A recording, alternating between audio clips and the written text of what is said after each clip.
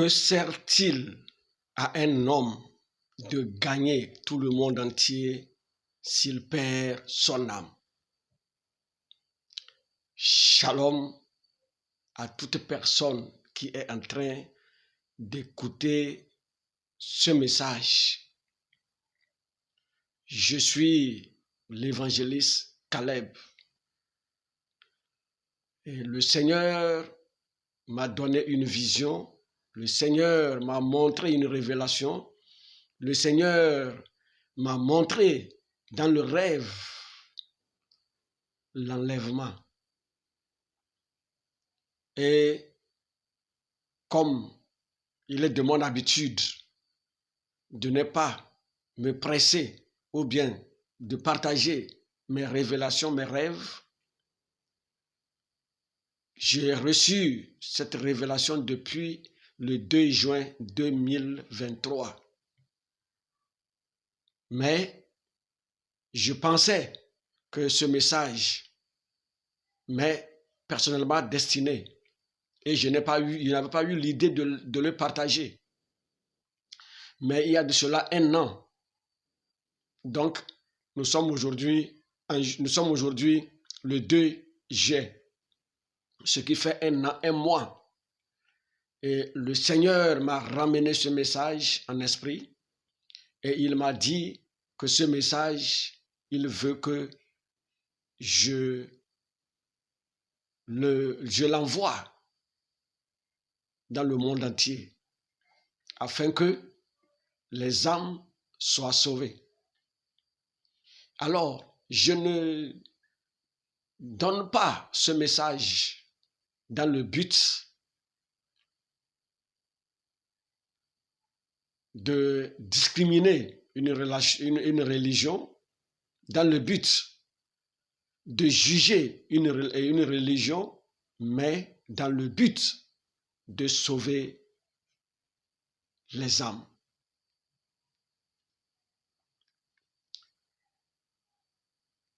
Mes frères et sœurs, réellement, nous sommes tous étrangers et voyageurs sur la terre ici. Et un jour, comme ceux-là qui nous ont déjà précédés, nous aussi, nous quitterons la terre, toi qui es en train de m'écouter.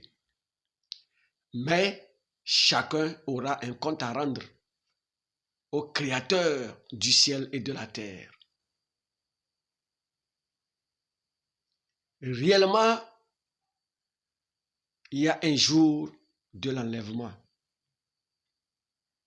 Le Seigneur me l'a montré. Alors, ce message concerne tout le monde, sans exception, de religion ou de personne. Tu es chrétien, tu es musulman, tu es bouddhiste, tu es animiste.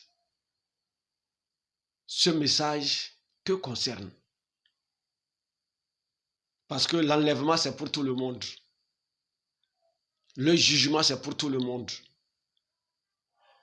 C'est pourquoi ce message concerne tout le monde. Alors, qu'est-ce que Dieu m'a montré dans le rêve? Et qu'est-ce qui me pousse à le partager? Nous allons lire la parole de Dieu dans Ézéchiel chapitre 33 à partir de verset 8. Là, je lis Ézéchiel 33, verset 8. Quand je dis au méchant, méchant, tu mourras. Si tu ne parles pas pour détourner le méchant de sa méchanceté, si tu ne parles pas pour détourner le méchant de sa voie, ce méchant mourra dans son iniquité. Et je te redemanderai son sang. Verset 9. Mais si tu avertis le méchant pour le détourner de sa voie. Et s'il ne se détourne pas, il mourra dans son iniquité. Et toi, tu sauveras ton âme. Voilà la parole que le Seigneur m'a donnée pour m'appuyer, pour me dire que ce message ne m'est pas destiné et que je suis obligé de le transmettre à tout le monde entier. Parce qu'en le faisant, je sauve mon âme et je sauve l'âme de quelqu'un ou de quelqu'une qui écoutera ce message et qui, dans son humilité, le recevra.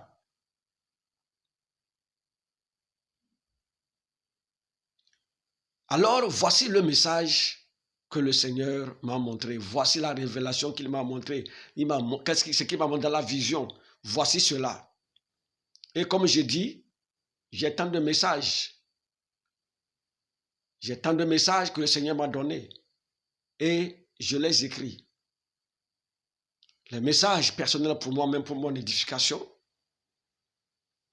Mais ce message, quand je l'avais reçu, comme je le disais, je pensais qu'il m'est aussi destiné. Mais le Seigneur m'a dit non, partage-le. C'est pour sauver les âmes. Je t'ai montré pour que tu partages avec les autres. Alors, qu'est-ce que j'ai vu?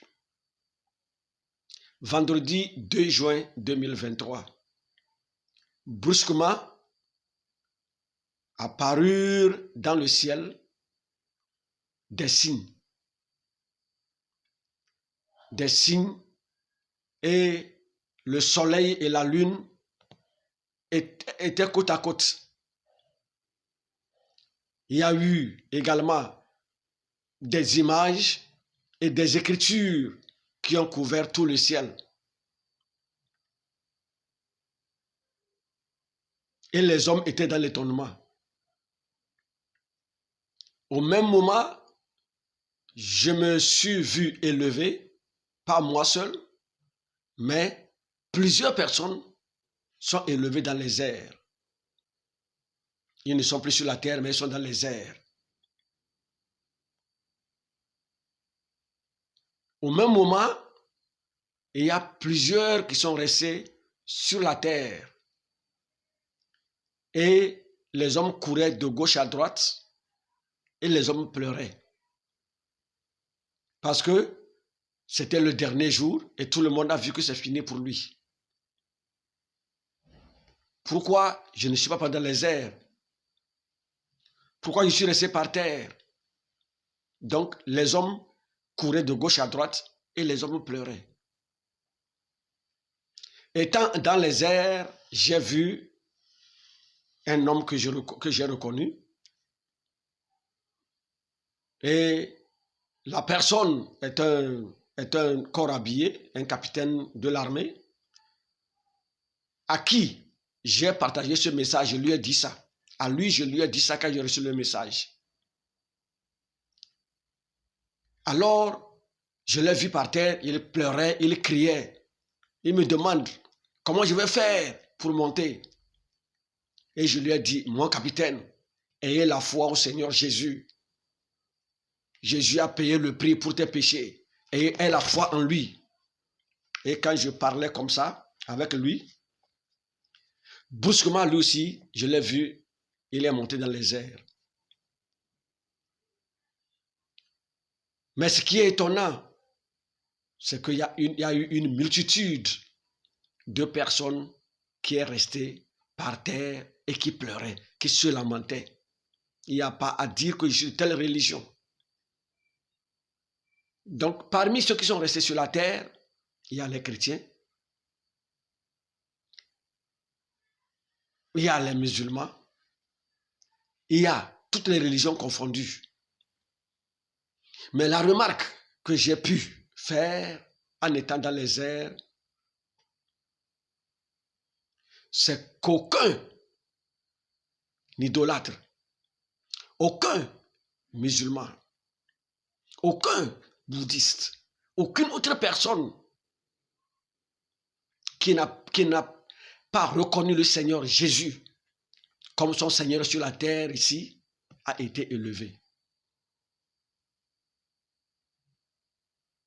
Et la grande partie de ceux qui sont restés sur la terre étaient les musulmans. Alors, comme je le disais tantôt, je ne fais pas ce message pour juger une religion. C'est un devoir pour moi de le transmettre. Et celui qui va le recevoir avec humilité, il sera sauvé. Mon frère, ma soeur, nous sommes des voyageurs. Nous sommes des voyageurs. Nous sommes nés avec les hommes. Ils ne sont plus là. Nous qui sommes encore là et qui avons l'opportunité d'écouter ce message, n'endurcissons pas nos cœurs. Ce n'est pas fini. Donc, étant plutôt dans les airs, j'ai demandé que tous se rassemblent. Et j'ai vu les hommes se rassembler et que je vais venir leur parler. Et les hommes sont rassemblés en grand nombre. Parce que tout le monde, il n'y a plus à dire que je suis de telle religion, puisque chacun maintenant voulait sauver son âme. Chacun a vu qu'il était trompé sur sa voie et qu'il a maintenant besoin de salut. Il a maintenant besoin de salut. Parce que la Bible a été très claire dans Actes 4, verset 12. Qu'il n'y a aucun nom dans les cieux sur la terre qui a été donné parmi les hommes par lequel l'homme sera sauvé. Seul le nom du Seigneur Jésus. Alors, je dis, quand les hommes se sont rassemblés, tout le monde s'est rassemblé, parce que tout le monde voulait maintenant écouter ce jour-là. Il n'y a pas à dire ce jour. Les hommes ont vu maintenant que ce n'est pas question de dire que mon père est de telle religion, je suis né dedans et que je ne peux pas abandonner ça. Je parle de la tradition de mes parents. Tout le monde a vu la réalité. Mais c'était trop tard. Alors, comme étant dans les airs, j'ai demandé à ce que les hommes se rassemblent. Tout le monde s'est rassemblé avec humilité. Et je suis descendu. Et quand je suis descendu,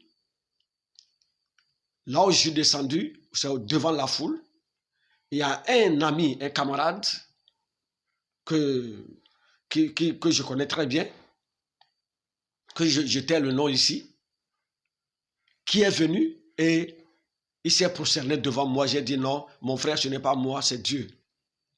Donc c'est là, je n'ai pas eu à dire un mot à la foule quand je me suis réveillé. Ça veut dire, si moi je pensais que c'était à cause du capitaine là que Dieu m'a donné le message et à l'autre ami, ou bien c'était à cause de moi-même, donc je l'avais gardé. Mais le Seigneur me dit que le fait que j'ai demandé à la foule de se rassembler et de leur parler, c'est qu'il m'envoie vers la foule. Il m'envoie vers le monde. Il veut que je partage cette vision avec tout le monde. Voilà pourquoi je suis descendu devant la foule. Et je dis que les chrétiens sont restés.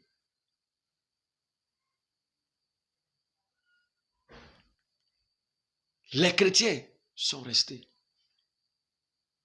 par terre. Donc, ce message concerne tout le monde parce que Jésus a été clair. Jésus a dit dans le livre de Matthieu, chapitre 7, Matthieu, chapitre 7, Jésus a dit quoi? Je vais lire là-bas Matthieu chapitre 7. Matthieu chapitre 7 à partir de verset 21. Jésus dit, ceux qui me disent Seigneur, Seigneur, n'entreront pas tous dans le royaume des cieux, mais celui-là seul qui fait la volonté de mon Père qui est dans les cieux. Plusieurs me diront ce jour-là, Seigneur, Seigneur, n'avons-nous pas prophétisé en ton nom? N'avons-nous pas chassé les démons par ton nom? Et n'avons-nous pas fait beaucoup de miracles par ton nom? Alors je leur dirai ouvertement, je ne vous ai jamais connu. Retirez-vous de moi, vous qui commettez l'iniquité. Alors ce message n'exclut personne. Moi qui suis en train de parler, ce message me concerne. Parce que la Bible a dit, les premiers seront les derniers et les derniers seront les premiers. Paul a dit qu'il prend soin de lui-même. Il assujettit son corps afin que, après avoir prêché aux autres, et que lui se retrouve encore dans l'enfer. Alors que ce message, toi qui l'écoutes, toi qui l'as vu, toi qui as entendu ce message, ne le garde pas pour toi seul. Partage afin que ce message atteigne tout le monde entier. Il y a le jour de l'enlèvement. Il y a un jour destiné comme jour de l'enlèvement. Et ce jour, tu ne diras pas que je suis chrétien, je suis musulman, je suis telle religion, telle religion. Si tu n'as pas accepté le Seigneur Jésus comme ton Seigneur et ton Sauveur, comme celui-là qui a payé le prix de tes péchés sur la croix, et tu comptes sur ta religion, tu seras surpris. Mon frère, ma soeur, ne dis pas que non, je suis né, mon père est de telle religion, je dois mourir dedans. Ce n'est pas parce que ton père dans l'ignorance ira dans l'enfer que toi aussi tu vas aller dans l'enfer. Ce message, c'est pour te ramener vers le salut de ton âme. C'est pas parce que ton père, dans l'ignorance, a adoré les idoles, qui est un péché contre Dieu, parce que Dieu a dit, tu n'auras aucun autre Dieu devant moi. Tu ne te feras aucune image taillée. Ça fait partie des commandements de Dieu dans Exode 20. Car je punis l'iniquité des pères sur leurs enfants jusqu'à 3 et 4e génération. Donc ça veut dire que si ton père a adoré ce qui n'honore pas Dieu et que il a été dans la malédiction, cette malédiction te suit jusqu'à la 4e génération. Et toi tu es là, tu dis non, mon père a adoré ceci, c'est dans ça que je vais mourir. Si tu dis que c'est dans ça que tu vas mourir, là où ton père est, c'est là-bas que tu iras. Là où tes parents sont, c'est là-bas que tu iras. Si quelqu'un décide comme ça, il n'y a pas de problème. Mais ce message sort afin que toi qui l'as écouté, que tu reviennes et que tu reconnaisses que le Seigneur Jésus est la seule voie de réconciliation que Dieu a tracée. La seule voie que Dieu a tracée afin qu'il y ait réconciliation entre lui et le monde entier. Le premier Adam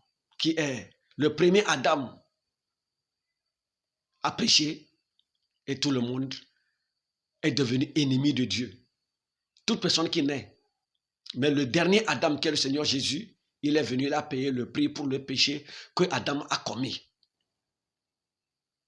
Il a encore ramené les hommes vers Dieu. Mais pas tout le monde.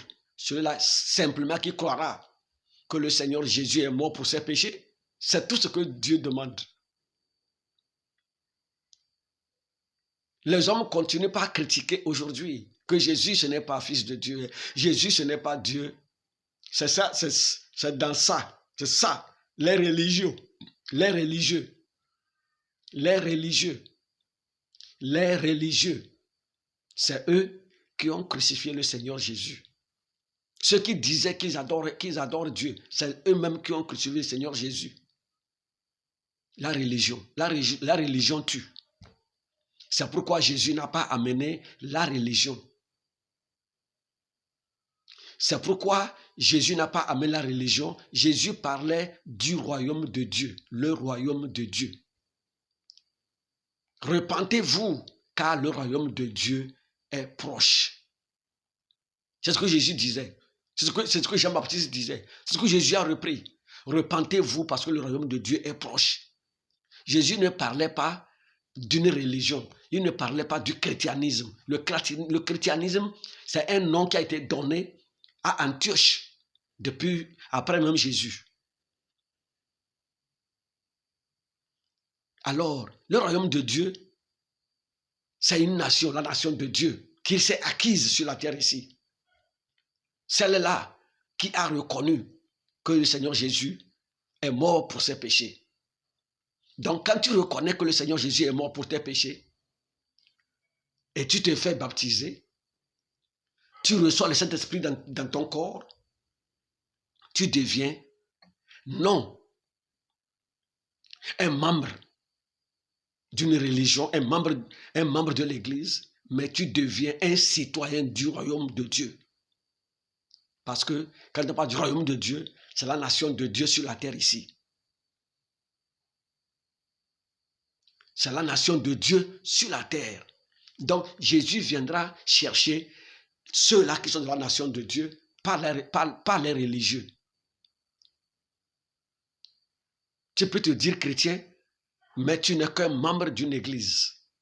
Tu n'es pas citoyen du royaume.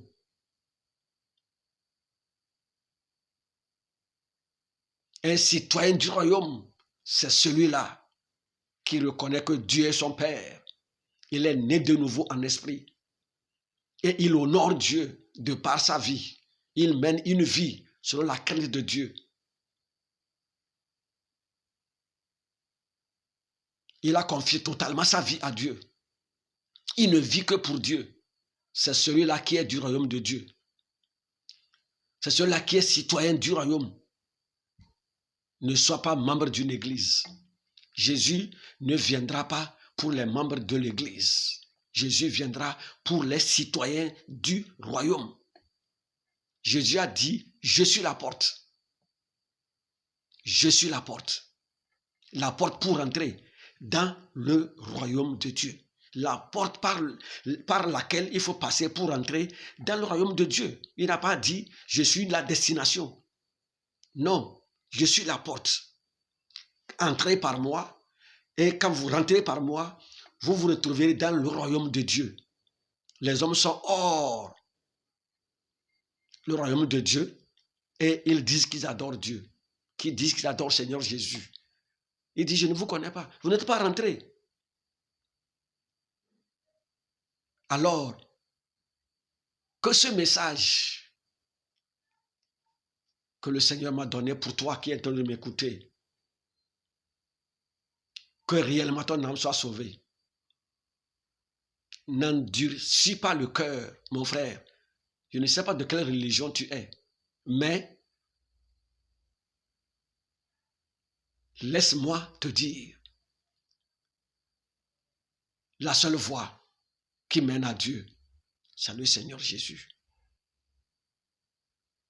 C'est lui que Dieu a utilisé pour se réconcilier avec le monde.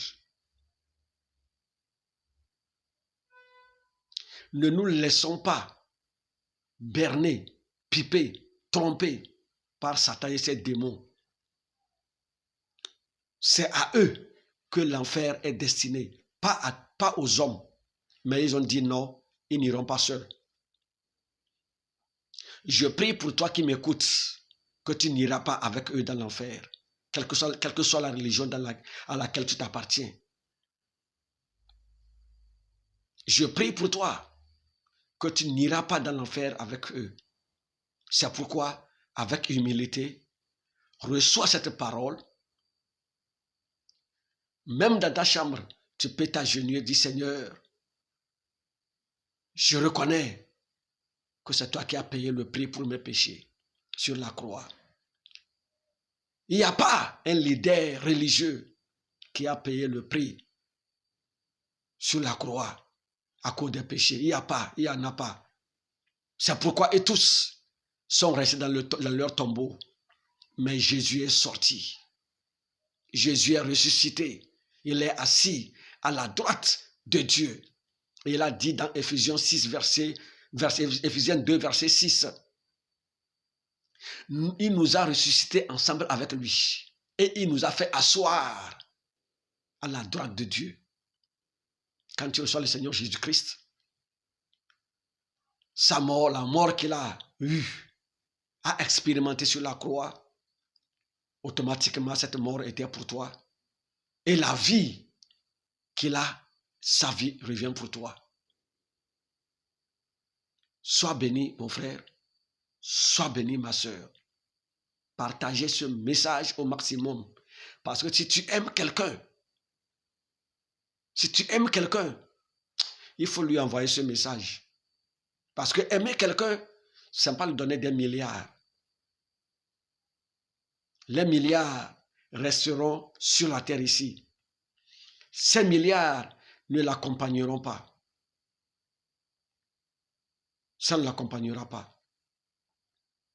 Toi qui m'écoutes, qui te dit que tu n'as pas besoin de Dieu, tu es riche, mon frère, ma soeur, c'est sur la terre. Un jour viendra. Un jour viendra. Ton corps va retourner à la terre. Ton âme et ton esprit vont retourner à Dieu. C'est pourquoi tu rêves souvent que tu es couché ici, mais tu te retrouves ailleurs. Qui est parti, c'est ton âme. Et des fois, l'âme est dans la difficulté là-bas. Et quand tu te réveilles, tu dis, mon frère et ma soeur, voici le message que le Seigneur a pour toi. Et pour moi, bien sûr. Partage-le à tout le monde entier. Partage-le à tout le monde entier. Et si tu as besoin d'ample lumière sur la parole de Dieu, parce que tu ne sais pas où aller adorer Dieu dans la vérité, pour hériter le royaume de Dieu, pour ne pas être un membre de l'église, il faut me contacter sur le 228 90 06 52 43. Je reprends le plus 228 90 03 52 44. Soyez bénis. Shalom. Shalom.